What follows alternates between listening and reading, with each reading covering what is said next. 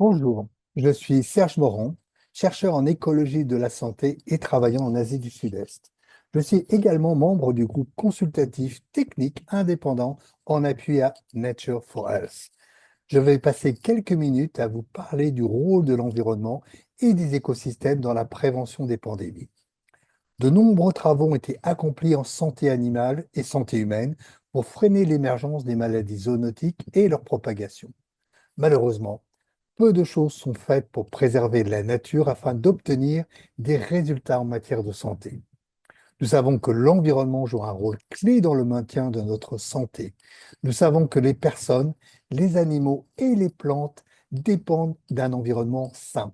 La nature, le capital naturel, est la source de la santé. Nous savons également que les émergences de pathogènes, en particulier ceux susceptibles de provoquer une pandémie, sont inextricablement liées aux triples crises du changement climatique, de la perte de biodiversité et de la pollution. Si l'approche traditionnelle a porté sur le contrôle des zoonoses, comprendre ces liens signifie que nous devons repenser notre approche de l'environnement et de la santé. Actuellement, nous nous concentrons sur les pandémies et les maladies infectieuses.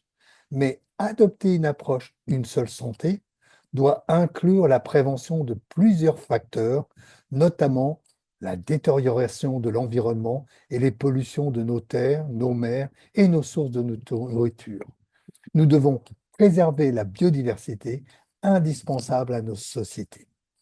Nous devons mettre l'accent sur la prévention et pas uniquement sur la préparation et des réponses, et être clair sur ce que nous voulons prévenir.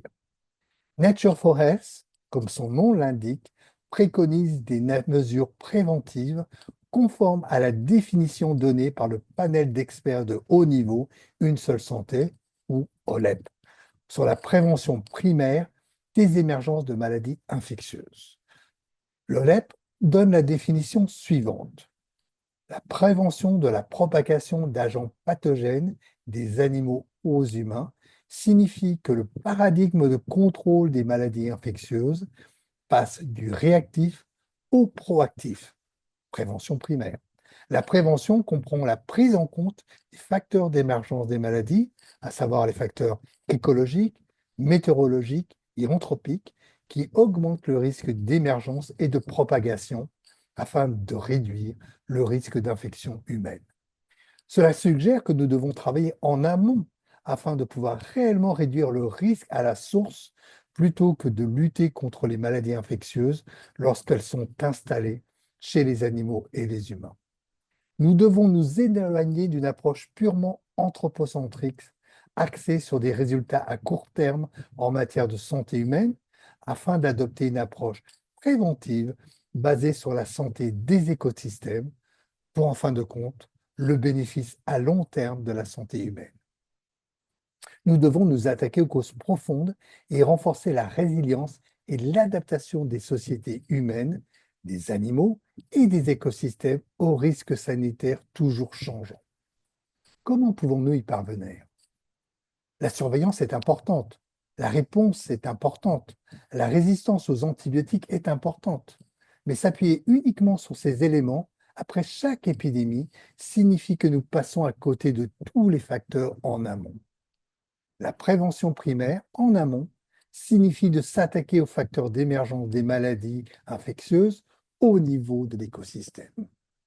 Toute mesure proposée doit commencer par une analyse des lois et politiques environnementales nécessaires, ainsi que par la recherche des facteurs environnementaux spécifiques des émergences et pandémies dans votre pays.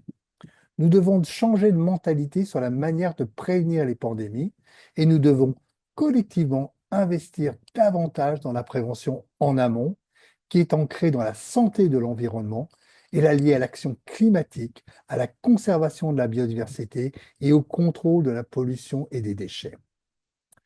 Il existe plusieurs opportunités et points d'entrée, notamment le plan d'action mondial sur la biodiversité et la santé, récemment adopté par la Convention sur la diversité biologique. Ce plan d'action décrit de nombreux types de politiques, mécanismes et actions de prévention en amont, et nous vous suggérons de déterminer si certains d'entre eux peuvent être appropriés aux circonstances de votre pays et à votre candidature à Nature for Health. Sans stratégie préventive qui s'attaque aux facteurs et aux menaces de propagation de pathogènes issus de la biodiversité vers les humains, et sans s'attaquer à ces facteurs à la source, les pandémies deviendront encore plus fréquentes et auront probablement des conséquences de plus en plus désastreuses.